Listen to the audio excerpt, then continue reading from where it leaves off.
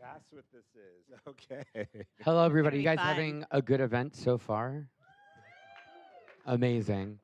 So I apologize. I lost a little bit of my voice because I just literally took the red eye in this morning and was at Coachella interviewing a whole bunch of talent this past weekend.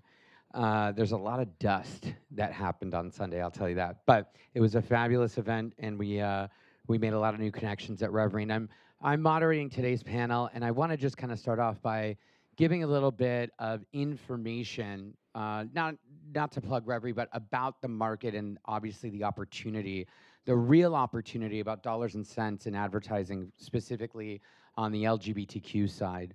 My name is Damian Pelliccione. I'm the CEO and one of four equally diverse and intersectional co-founders of Revry. My pronouns are they and them. They and them. My other co-founders are Leah J. Daniels, LaShawn McGee, and Christopher Rodriguez. So we represent as founders Hispanic, veteran, immigrant, African American women, and LGBTQ communities as four equal co-founders, making us a very unique platform that truly understands not just LGBTQ marketing, but a whole bunch of other minority statuses. And I think one of the most exciting things that, again, we're doing with Revry that is very relevant to this audience that I heard earlier some folks talk about is that we are the only player in AVOD and FAST that is specifically targeting this vertical on all the major aggregators from Samsung TV Plus to Vizio, to the Roku channel, you name it. We're on about 50. Just announced Fubo TV, 2 channels. We're about to announce IMDb TV, Crackle, Peacock, a whole bunch that are coming out over the next couple of months. But the big thing is, and I'm not sure how many people are familiar with the true market size and the TAM, if you will, of what the power of that pink dollar is. Uh, right now, we're about 7% of the total population of the United States. But that 7% represents over $1.1 trillion a year in disposable income. $1.1 trillion a year. 5 trillion globally, but we know that that global number is not correct because we don't have full acceptance in other countries, so we know the data is obviously skewed, but we do exist everywhere.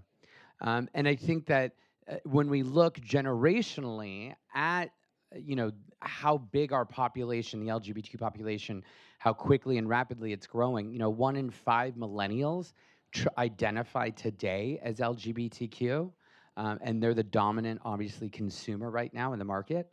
But even bigger than that is 30% of Gen Z, 30% will not declare their gender as male or female, and will not declare their sexual orientation as heterosexual or even homosexual. This is where we are seeing the movement to be more gender inclusive, to be more non-binary, to be more uniquely you or unapologetically queer, as we say at Revry, which really opens the door for marketers and brands to really think outside of the box of what you probably know historically as LGBTQ marketing, which is not just drag queens and not just gay cisgender men. We are a community of communities. We make up so many different cultures, walks of life, languages. Queer is a culture, and I empower you to reclaim that word. For certain generations, queer was a slur. It's not. It's empowering, and it also includes allyship. Most, I'm guessing, of the folks in this audience are allies to the community. And allyship, we need you to exist. We need you to be supportive as marketers, as brands, as agencies, as platforms, as vendors, as partners. And you can be part of the queer community as an ally. Actually, one of our co-founders, Leah J. Daniels, our COO, identifies as a super ally to the community. She's actually straight. And fluidity really is the future of marketing, right? And we're going to have a little discussion about what that looks like from Miss J's perspective and from Melissa's perspective. But I do want to also touch on a few things that ANA actually reported on in a brand study with LGBTQ marketing and advertising. There are 3 major concerns that came up in this survey. The first is that brands have a general concern of getting the messaging wrong and being inauthentic. So we're going to address and talk about how we can make sure that we're doing that correctly. We're doing it from within the community. There are definitely strategies and pillars and places where you can go, even outside of Revry. And organizations like GLAD, which is an institute here to help, whether you're in entertainment or media or advertising, get that messaging right, because you have an entire support group like GLAD, which is a big NGO here nationally in the United States. And then making sure the messaging appears brand safe. When we first started Revry, I got asked, how much porn do you distribute? I'm like, Disney's a client. I don't think we distribute any pornography. And that fallacy is still true. We get asked that by marketers, investors, brands. Really? We do. Just because you're... Just because they think that LGBTQ content needs to be overly sexualized, but it's not. Oh. And then obviously the last concern on this survey was budget limitations and the ability to address at scale. The one thing I will tell you is that there is scalability in this market. There is an audience, like I was saying with that statistics, that is growing. And last year, we actually at Revry won McDonald's as a client. And it was a dip-the-toe moment for McDonald's, but a big opportunity for us. They even put us on the billboard across from Viacom, which was really exciting. Our first time our company was in Times Square. What we promised them ended up being 4x organic viewership. We promised them, I think it was like 10 million views. We did over 20 million views over the course of about 90 days. So they were really happy with that ROI, and they'd only done that during Pride, an editorial moment, which most folks like to obviously align with our community. But what our agenda is to educate and let folks know, if you want to tap more of that opportunity, because we're so starved, we're so underserved, you could be part of this all year round during Women's History Month, Hispanic History Month, Black History Month, LGBTQ History Month in October, National Coming Out Day, Trans Day of Visibility.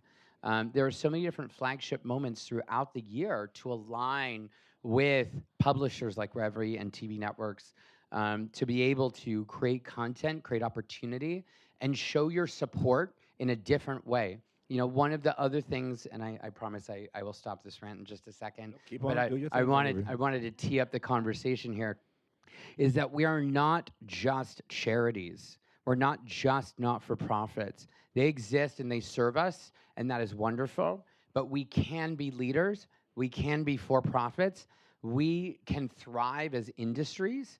And I think that is one of the biggest things, that when you're planning your strategy, your positioning, don't go beyond the ERG, right? Go beyond a donation. Think holistically about alignment with true leadership.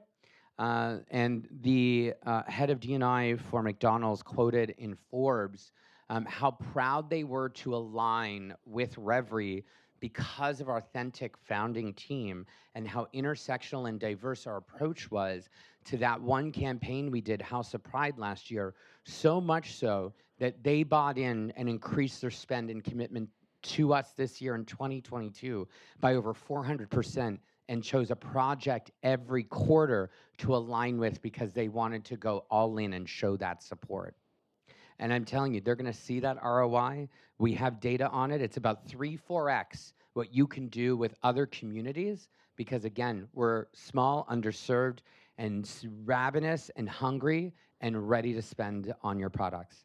So with that said, Baby, have some water, baby. I'm You gonna have was some water. talking, honey. You just get that throat wet.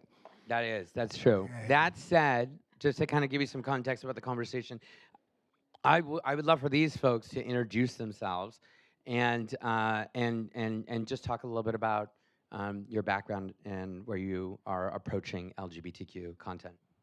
Shall I go first? Yeah. I don't want to follow Miss J. Well, no, let the clear lady go first. Hi, I'm Melissa. I'm the global CMO at OkCupid. We're the OG of the dating apps. We're also part of Match Group, which is a 50, 60 bill company that owns most of the players in this space. But OkCupid is one of the only apps in the world born and raised here in New York City. When I was thinking about joining OkCupid several years ago, I talked to all of my friends, and one of the loudest and most passionate responses was from my friends in the LGBTQ community, who said, OkCupid has always been there for me, for us. This is how I met my boyfriend. This is how I met my Saturday night, and it was great. This is how I met my wife, whatever it was. And so it's been a part of OkCupid from the beginning. I'm very proud that we have invested millions and years into creating a great experience for non-binary daters, for trans daters, if you're pansexual. The data that Damian was referencing is fascinating. That's part of my job is staying on the edge of that and ensuring that our product also has important product features like you can choose up to 5 genders and orientations at any time. You can constantly change those. No other app is doing that. And so we've really invested on the product side. And I'm just happy to be here, but I want to shut up and hear Ms. J talk. No. Five genders? We have over 25 gender options to choose from, but you can choose up to 5 at any given point and change those because of what we're learning about fluidity and how people identify. And I think the most important thing that we try to do in the product and in the marketing, and you can see it live now in New York and Berlin and throughout Europe, is literally shouting out for every single dater, for every single non-binary, which I think is Adweek or Ad Age said this is the first time that's been in a national or global campaign, is those words, which, is important because you want people to feel seen and you want to put that out there. So thanks for having me. And if you're single, come on OkCupid. And if you're single, also slide into my DMs and I'll hook you up with a year of our premium version. That always sounds so special. Slide into my DMs. Slide into the DM. Well, I'm Ms. J. I'm just a resident crazy person. Icon, obviously, in our community. Icon. Total icon. Born and raised in New York City, South Bronx, but I live in Paris, where that's home for me for the God knows how many years. And happy to be here. Thank you all for being here. And it's just to give a little bit of light on what's happening in the world today as we're moving forward. I mean, things are changing rapidly. Things are changing so rapidly. And I think that, and I do want to start, Melissa, I'm going to ask you a question first. Like that, when OkCupid decided to lean in that way and really make a change to the platform, was there any fear or conversation around criticizing other users that were maybe not supportive of the community? Yeah, and they could get the fuck out. There is the door. We will see you later. One of the first things I did at the company is OkCupid had always enabled you to power the algorithm, and most dating apps, it's location and popularity. But on OkCupid, you want to filter out someone that doesn't believe in climate change. You want to filter out someone that is not for reproductive rights. And we went after that in a really big way with a partnership with the ACLU, and is really about allyship and encouraging people to bring your issues, pun intended, to your dating app. And so if Fox News comes after us all the time, Tucker Carlson every quarter devotes a segment to how OkCupid is telling people not to do certain things or whatever. And we just say this to that. And if we're hitting a nerve, we're on the right path. We had a campaign live in New York City that went viral because people ripped it down on the New York City subway and said, we're trying to, and it was a very inclusive campaign, and it called out all of these different people that we love to serve on OkCupid. Again, whether it's Saturday night or Saturday nights for the rest of your life. And it showed us that there's still a long way to go because that video went viral and was really embraced by the far right. And we were just like, this is New York City. This will even happen in New York City. So, by encouraging people to bring the things that they care about and to talk about their issues, and the fact that, hey, I'm an LGBTQ ally, swipe left if you're not interested. It changes the dynamic, and it also, by the way, really helps you make good connections. So it's been good for business to lean in to that community, to be louder about it. I think, we have a responsibility and an opportunity to do that. And OkCupid's culture is great. They let me do crazy shit. Like the first campaign we did was DTF, and it was about flipping. We took the case study of queer and how that was a derogatory language that was reclaimed, and we wanted to do a DTF. And anyway, our hero image was 2 women holding each other like this 1980s romance novel, and it was beautiful. So I think, leaning into the people that, especially in a category that I think has underserved LGBTQ daters, from a product perspective, from a marketing perspective, from a partnership perspective, will will keep showing up. I always say when you follow a stupid person home and ring the doorbell, a stupid person opens the door. Because I think it's all from education. It starts at home. I mean, I'm Yeah. number 7 of 10 kids, born and raised in New York City, South Bronx. You're one of 10. And Wow. I've been this person, well, when Moses, and Jesus were sitting down talking, and I was getting my first autographed copy of the Bible, um, I was who I was then and now. And I think being authentic is really important to who you are.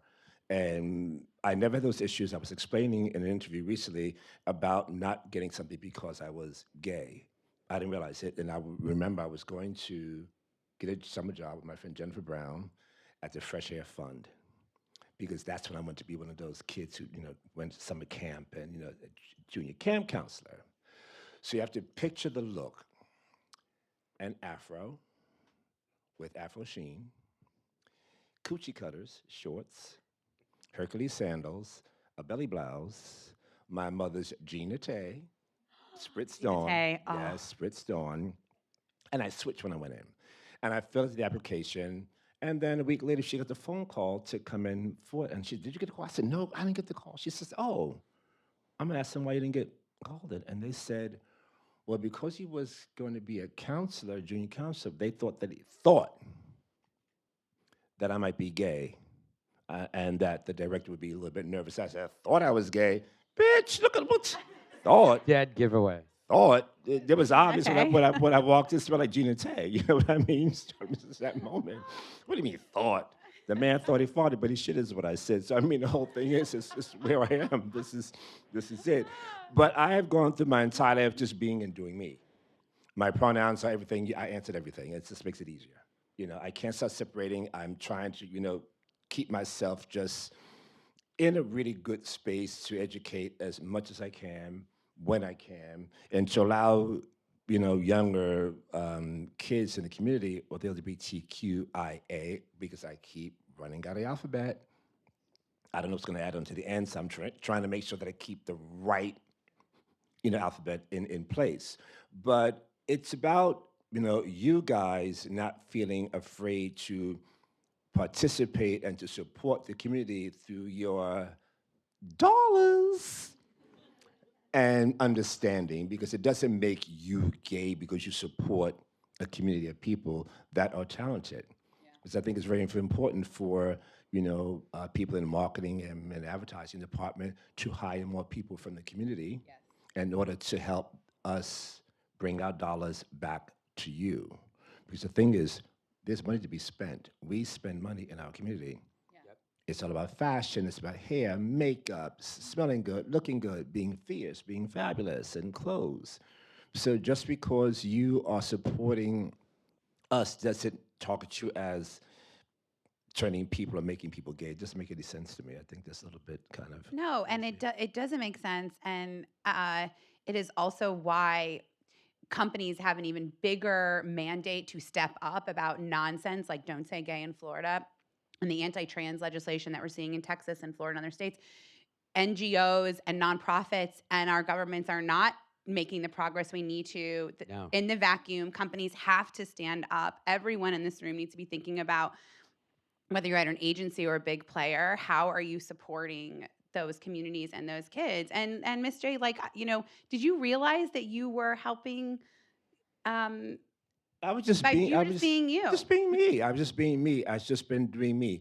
And I remember, I made a mistake. My last job that I had was at Bergdorf Goodman in 1978. That was my last real job when I went into the store. And my old boss, who is still alive today, Marsha Lewin, taught me a very valuable lesson. And I remember I made a mistake at work, and I was afraid to share that with her until accountant came and said, this is all wrong. What happened? So I tore it up and threw it away, the order forms. She said, put them back, just write void. And she said to me, you appear to be smarter by asking questions than not asking them at all. And that's something that stuck with me. And then, yes, for those of you who know who this crazy woman is, but she's still fabulous, as mentally gone as she is Imelda Marcos. I had dinner with Imelda Marcos in the Philippines. Wow. Picture to prove it. And she told me something else too. She said, when you walk into a room, you take the air out of a room by just being present, being who you are. And she said, but you have to be careful because when people want to have power and control, it's hard to be hated, but harder to be envied. Oh, I love that. And I said, well, I'm not changing anything. This is who I am, and I'm not trying to change anybody. I'm just letting you embrace what's happening around us and the world. And we're shifting. I mean, we're shifting. And when you get parents, to listen to their kids and listen to maybe their nieces and nephews who may be involved in our lifestyle to educate them, you tend to learn a little bit more. I think you empower yourself with the education and the information. I think. I mean, I could be, just talking out of my left side of my face, but I think for me, I've always gone through my life just being in this person who I didn't look at someone and said on TV because he was black, that was a role model, or because he was, I like what you did, and I thought, I could do that too, or if I wanted to. I didn't choose it based on skin color, gender, race, or anything like that. I just never did. I just thought, oh, well, oh, I can go do that too. I like it. Why not? Living your authentic life has always been your superpower. I mean, this is one of the things I think why, LGBTQ folks in business are so empowered and why we need to empower them in roles of decision making on the creative process, right? And it's not just marking a box for D&I.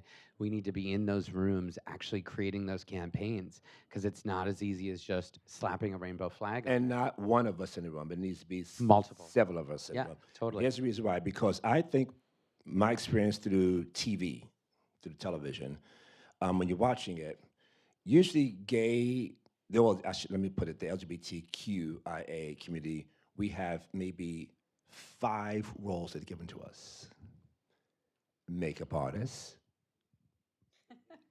hairdresser, designer, stylist, interior decorator, or the gay best friend of a girl. And I think we want to be lawyers, we want to be doctors, we want to own business, do real estate, whatever it is that you want to do. And I think when we get people to come into invest, to put money into the advertising, you need to have several of us to bring several more of us back into you Yep. to kind of build your company and help you get the money back, if that makes sense. Absolutely, it does. And it's also creating opportunity, it's creating economic structure for LGBTQ people. So we have opportunity to be at that table just like everybody else does, regardless of your chosen family or your actual family supporting you or not. Because unfortunately, we still live in the world that we live in, and not everyone is as lucky as, we were growing up. But there's also, too, I think there's a lot more, slowly but surely, but there's a lot more support coming from, the straight hetero community in many ways. Yeah. There's a lot of support. It's still a long way to go, but we are still moving forward because there's more understanding. Because your grandfather now has passed it on down to your father, and your father's being a little more educated with what's happening. It's in your face now. Before every little gay bar was in, the back road someplace, and now they're on the main streets, and you know, um, they are trying to understand more of what's happening with the community, so they can wait a minute. Have we missed out on that much coins and dollars by not bringing them into our offices and our companies and help them build? And I think it's really important. Yeah, because I'll say, I mean, like we work with so many different brands now, and the approach is so wide and vast. Some of them do have internal LGBTQ marketers and folks on the creative decision making or the planning side, and then other ones that are like, we have no clue how to approach this. Tell us what to do. Either of those things, are great opportunities, but I think the more folks that are on both sides, the more opportunity that we can to really tap that dollar. And the loyalty level is through the roof. I think it's like 70, 80% versus mainstream audiences in terms of that loyalty factor and that return customer.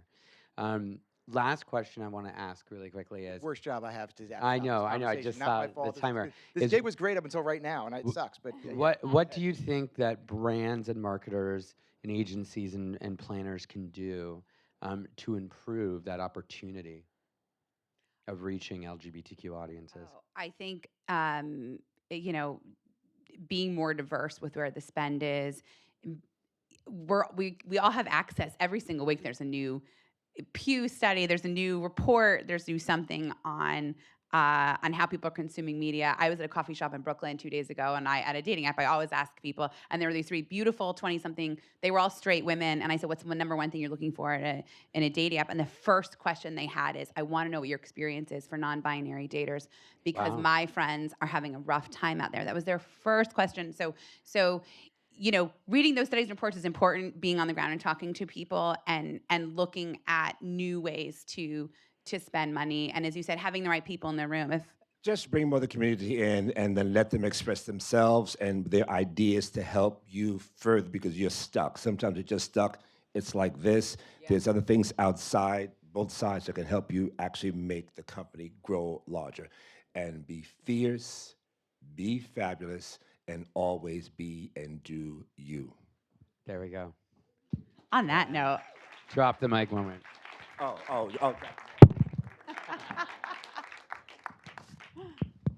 Thank you. Guys. Again, it's an amazing conversation. There's nothing more that could be said outside of, again, this is just this impassioned plea of, as marketers and as someone who worked on the brand side, who I don't care if for those of you who are trying to hire me, if you don't hire me, it's okay. Like I got Bear off of Fox News for specific reasons. And it's amazing to Well watch. done. Yeah, I was popular for about 12 minutes. But the reality is, it is easy to put the money. We are an entire industry that focuses so much on data and demographics, but we ignore the ones that are different than us. So it's like, I'll believe TV works, but targeting a specific community, I don't know about that. And I've watched brands support things that just are very off-brand because, again, what's different is weird for us, and we're still not embracing of it. So thank you for bringing so much And light just to really this. quickly on that, I just want to say, everybody in this room knows someone who's part of our community. So if you think about that person when you're creating that campaign or thinking about your strategies, you're doing it to be of service to someone who has less opportunity and less, access than everybody else. Come out, where else? So there's a you cause, there's a are. mission and a cause behind it, naturally. So be part of that. Be And part of remember, that. we're going into the metaverse. Yes. NFTs. Yes. And We'll talk Miss- about that. We'll talk about that. We'll talk about it another offline. time. But Well, that's Miss J tomorrow. has a metaverse crypto couture line right now. That was at Fashion Week, the first ever Meta Fashion Week. Yes, but that's a whole other story. Come- Okay. We'll talk about it at the break. Thank you very much.